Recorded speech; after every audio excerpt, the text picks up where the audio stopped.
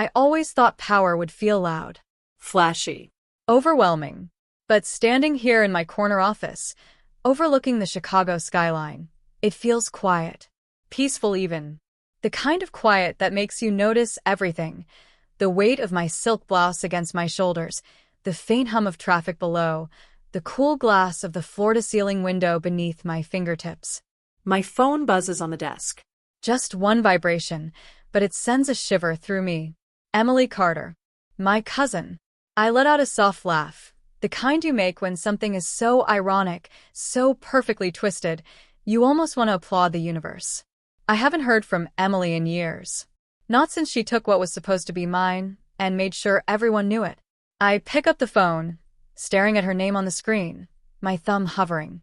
Part of me wants to ignore it, let her stew in whatever storm she's found herself in. But the other part, the part that built everything I see around me, is curious. I swipe to open the message. Hey. I really need to talk. It's about the company. Please call me. The company. I smirk, leaning back in my chair. If she only knew whose name is on the deed now, whose signature signs every paycheck. I take a deep breath, letting the moment sink in. This is it. The past knocking on my glass office door. I was 22 when everything fell apart. It was supposed to be my moment. My parents had passed down my grandmother's locket to me, a small, delicate gold piece with a tiny diamond in the center. She'd worn it every day until the day she died, and, before she passed, she made my mom promise it would go to me on my college graduation day. I remember the lump in my throat as my mom pressed it into my palm, whispering, "Your grandmother always believed you'd do something great, Claire." I held on to those words like oxygen. But at the graduation dinner, Emily saw it around my neck and made a scene. "You know that was meant for me, right?" she said, her voice dripping with mock innocence. The table went silent. I tried to explain, but she was relentless, twisting every memory, every family story to make it sound like the locket had been hers all along. And then, in one quick motion, she grabbed it. I can still feel the sting on my skin where the chain snapped.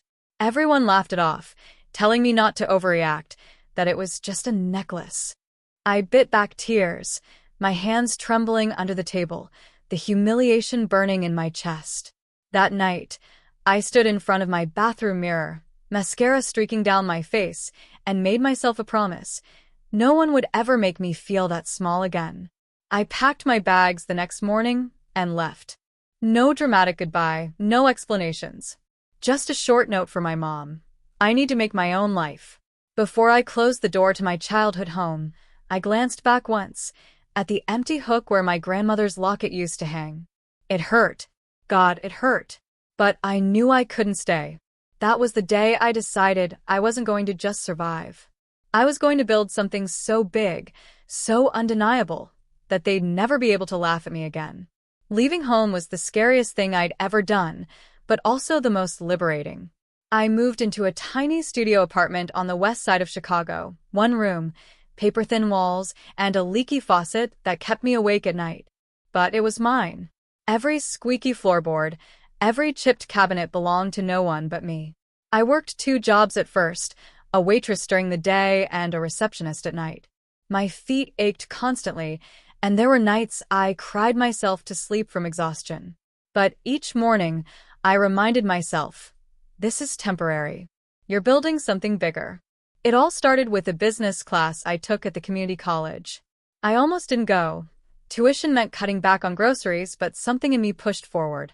That's where I met Linda Harrison, a former corporate executive turned professor. Linda was the first person outside my family who believed in me. "You've got an eye for business strategy, Claire," she told me after class one night. "Don't waste that. Go after something of your own." Her words lit a fire under me. I spent every spare minute researching startups, learning how to pitch ideas, how to read a balance sheet.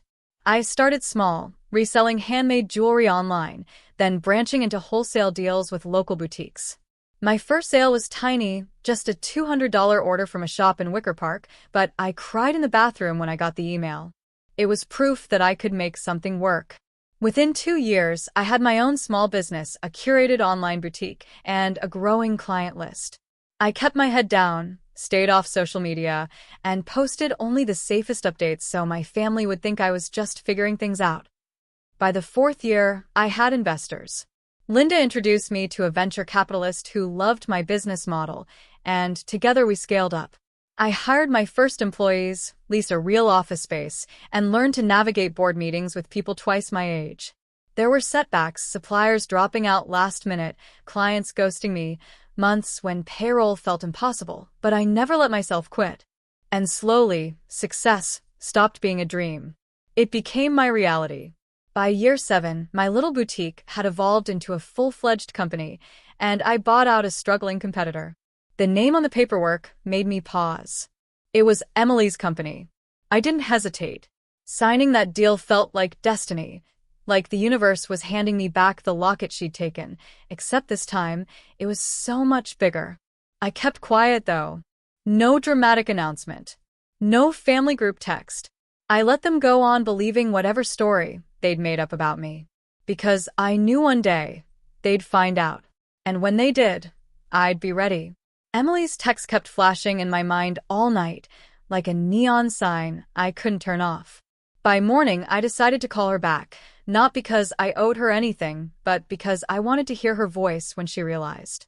She answered on the first ring. "Claire," she breathed, sounding frantic. Thank God. "Listen, I don't know if you've heard, but the company." "I've heard," I said, my tone deliberately calm. "Why don't you come by my office? We can talk in person." There was a pause, and I could practically hear her frown. "Your office?" Yes. "I think you'll want to see it." An hour later, the elevator doors slid open, and Emily stepped into the marble-floored lobby of Carter and Company. I watched her from my office window as she approached the reception desk, her heels clicking against the floor. When she finally walked into my office, she froze. I stayed seated behind my desk, letting her take it all in. The soft leather chairs, the floor-to-ceiling windows overlooking the river, the original artwork on the walls. Every detail spoke of years of work, of victories she had no idea I'd fought for. "Wow," she managed, her eyes darting around. "This is impressive." I smiled slightly. "It should be. It's mine." Her head snapped toward me. "Yours?" "Yes," I said, standing now, smoothing the front of my navy blue blazer. "I own Carter and Company. Bought it 3 years ago. You've been working for me this whole time, Emily. You just didn't know it." Her jaw dropped, color draining from her face. "That's not possible. You were struggling?" I finished for her. "Figuring things out? That's what everyone thought, isn't it?" She swallowed hard, looking down at the polished floor. "I built this company from the ground up," I continued, my voice steady, but not cruel. "Every late night, every deal, every setback, I turned them into this." Emily's hands twisted together. I didn't know." "No," I said softly, walking around the desk until I was standing in front of her. "You didn't care to know. You just took what you wanted and left me to deal with the fallout." She flinched at that, and for the first time, I saw a crack in her perfect composure. "I'm not here to humiliate you, Emily," I said after a pause. "But let's be clear, this company doesn't belong to you anymore. It never really did. It's mine now." She looked up at me, eyes wide, tears threatening. "I need help," she whispered. "The family were in trouble. If we lose this company, we lose everything."